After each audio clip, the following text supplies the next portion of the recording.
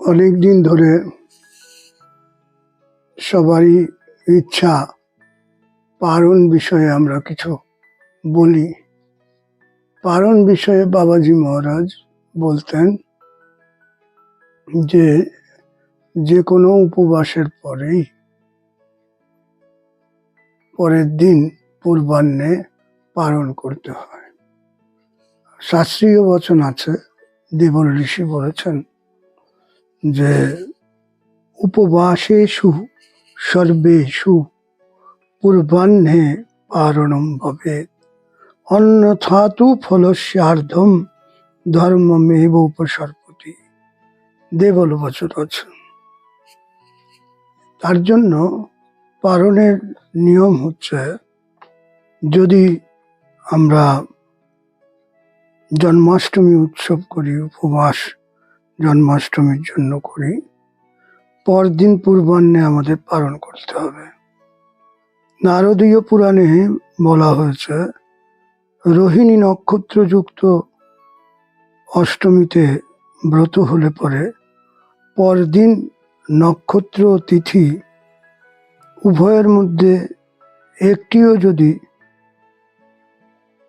অন্ত হয়ে যায়, অস্ত না হয়, তাহলে পালন করবে না। ওই তিথি এবং নক্ষত্র দুটোই অন্ত হলে তারপরে পালন হতে পারে। দুটোর মধ্যে যে কোনো একটিও যদি অন্ত হয়, তাহলে পালন সম্ভব পূর্বাহ্নে।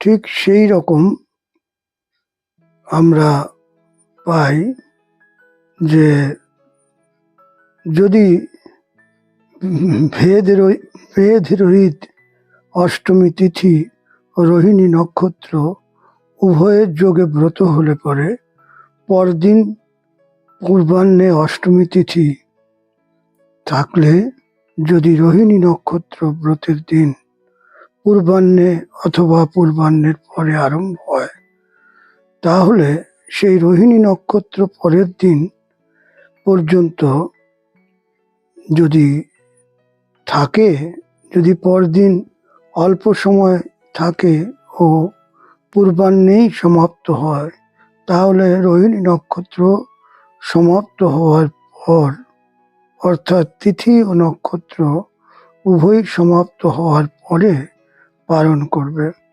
আর যদি পূর্বাহ্নের পরেও রোহিণী নক্ষত্র থাকে, তাহলে তাহার সমাপ্তির অপেক্ষা না করে উৎসবান্তে পূর্বাহ্নেই পালন করার কথা বলা হয়েছে।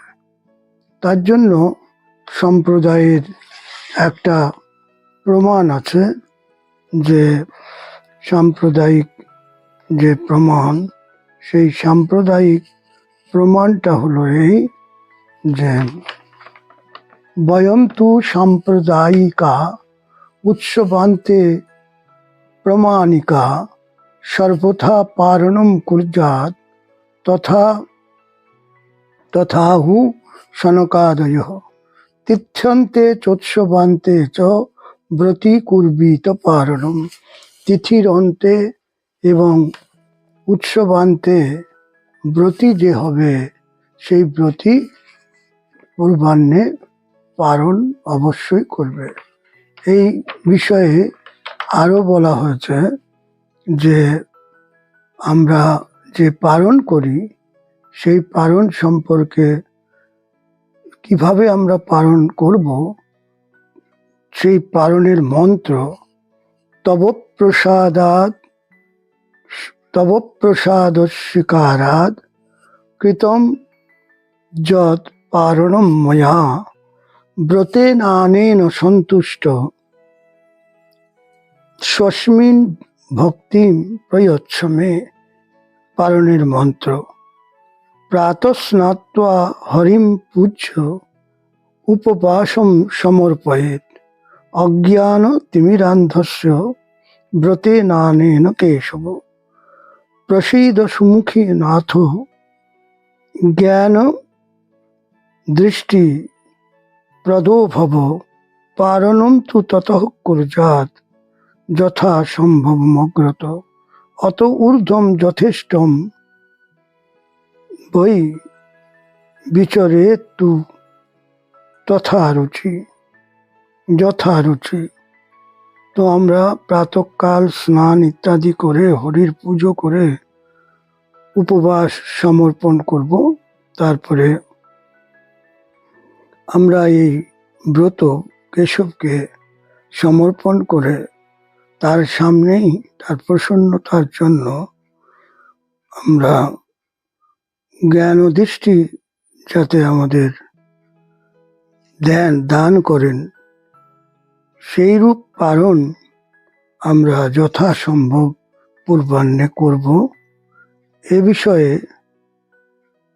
সম্প্রদায়ের মত যে উপবাসে সর্বেষু পূর্বাহ্নে পারণম হবে, অর্থাৎ সমস্ত উপবাস ব্রতের পরের দিন পূর্বাহ্নে পালন করবে। এই বিষয়ে আমাদের আরো মতামত আছে। কৃত্বা চৈব উপবাসম তু যো অশ্নাতি দ্বাদশী দিনে নৈবেদ্যম তুলসী মিশ্রম হত্যা কোটি বিনাশনম। কোটি হত্যা বিনাশের দোষ পাপ দূর হয়ে যায়।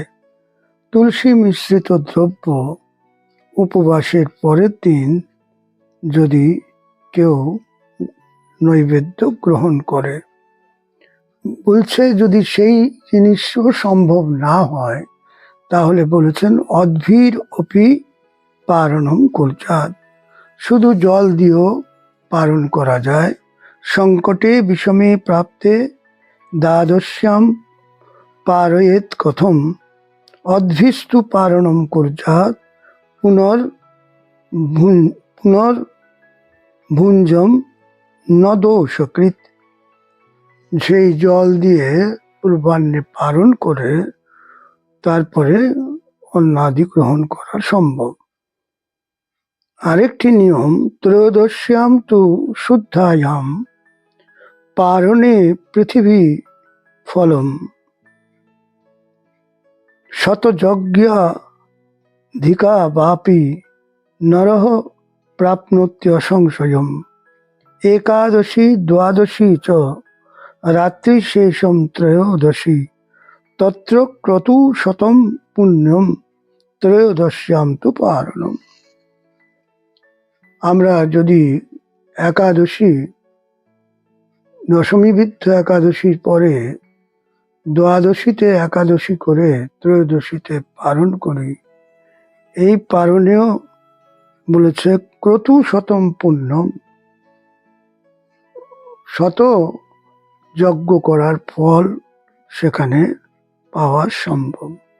তো পালন সম্পর্কে সর্ববাদী সম্মত যে পরের দিন সে জন্মাষ্টমী হোক, যে কোনো ব্রত, একাদশী ব্রত, জন্মাষ্টমী ব্রত ইত্যাদি করে পূর্বাহ্নে সেই ভগবানকে তুলসী দল জল বা ভগবানকে নৈবেদ্য তুলসী মিশ্রিত করে সেই নৈবেদ্য গ্রহণ করলেই পালন সম্ভব। এ বিষয়ে কোনো সন্দেহ নাই। পালন বিষয়ে আরো রঘুনন্দন স্মৃতিতীর্থ, তিনি রঘুনন্দন ভট্টাচার্য বিশাল করে বলেছেন, সম্প্রদায়ের পালন হচ্ছে উপবাসান্তে পরের দিন পূর্বাহ্নে অবশ্যই ভগবানকে নিবেদন করা, স্নান আদি প্রাতঃকৃত্য করে জল বা তুলসী দল গ্রহণ করলেই পালন সম্ভব।